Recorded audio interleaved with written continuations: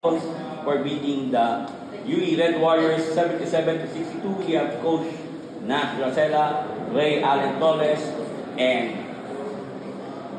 Ermin. Coach, congratulations for this victory.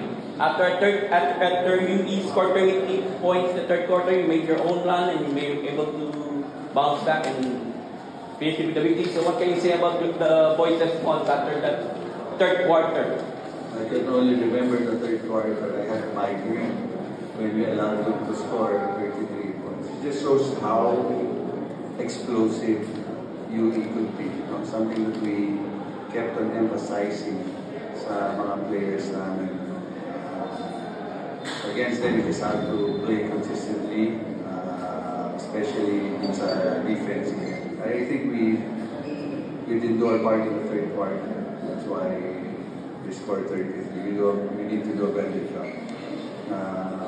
Mabuti na lang, yung fourth quarter, we were able to recover, and match up well, or match up better. Thank you, Coach Nash.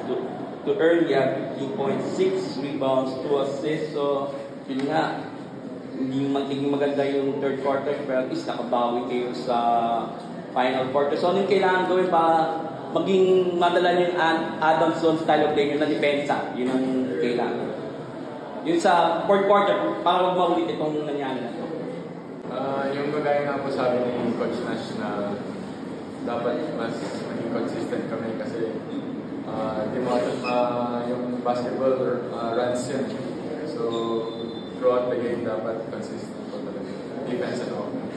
Thank you, Earl. To Ray, 16 points, 3 rebounds, 3 assists, and plus 18. So, yun nga, nakabalik kayo sa win column. So, ano yung kailangan, bukod sa consistency, ano yung kailangan gawin para magkaroon na kayo ng winning streak at maging maganda yung takbo ng eliminated?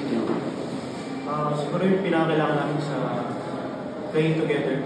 Kasi yung off-season kaya kami nanalo kasi ganun yung laro namin.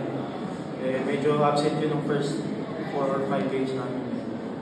Ngayon, makakabuelan na ulit kami na naglalaro na ulit kami as a team.